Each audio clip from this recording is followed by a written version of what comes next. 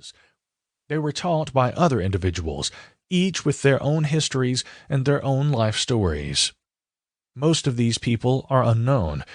Their life stories are lost, and we are lucky to have a few names and the occasional anecdote of one of their actions.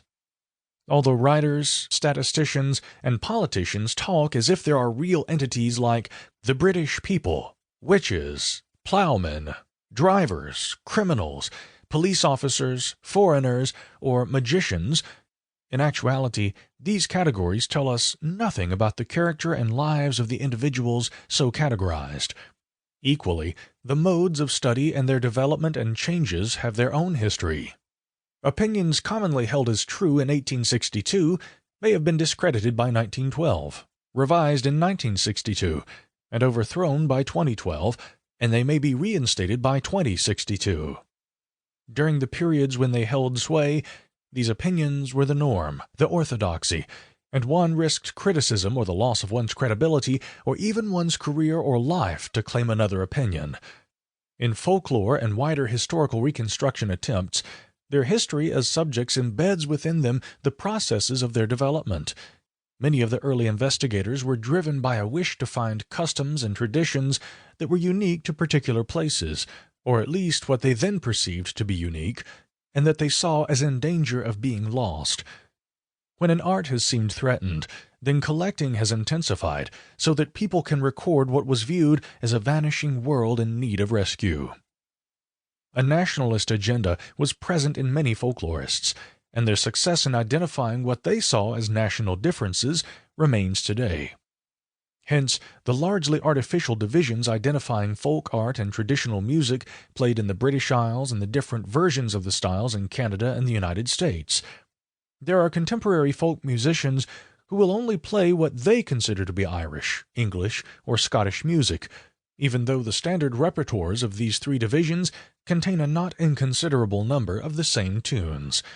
It is known that Flowers of Edinburgh had been played by traditional musicians in Cambridge since at least the middle of the 19th century.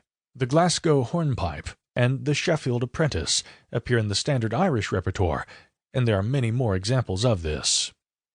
Much heated sectarian and nationalist anger has been expended on arguments over the origins and ownership of traditional tunes. It is not easy to define a tune as belonging to a particular nation once we look at its origins and history, even if we know them. For example, is the ska song about an underground railway line in London, All Change on the Bakerloo Line, Jamaican or English? Both. A modern instance of the nationalization of a song is The Leaving of Liverpool, which was collected from an American singer in New York and which is about a port in England. Yet, because it was part of the repertoire of the Dubliners, an Irish group, it is now an Irish song. The attempts to identify cultural artifacts that demonstrate national differences actually have gone a long way to creating differences that may not have existed before in such clearly defined ways. The very act of defining something as national, nationalizing what was once common property, is an act of political power-making intended to serve a political agenda. Making and publishing collections of music and other traditional performances defined national culture through the terms of what the collectors selected from what they found. Items they deemed foreign or inappropriate were edited out, even though they were present among the musicians who played that music.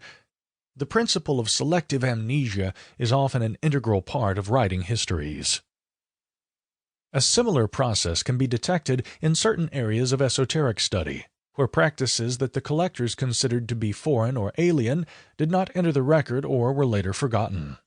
For example, the concept of feng shui was embedded within English landscape gardening in the 18th century to the point that its elements were taken for granted a century later and were all but unrecognized by the time that practitioners of New Age ideas made feng shui fashionable again in the late 20th century. When they brought it back, it was full-on Chinese in appearance, so nobody noticed the feng shui in the design of their local town park, what the Germans call the English garden. Similarly, the influences of magic from various parts of the world in recorded traditional British witchcraft are scarcely noticed. Even in Wicca, the Malayan elements incorporated into the system by Gerald Brosseau Gardner are assumed by many to originate in ancient Britain.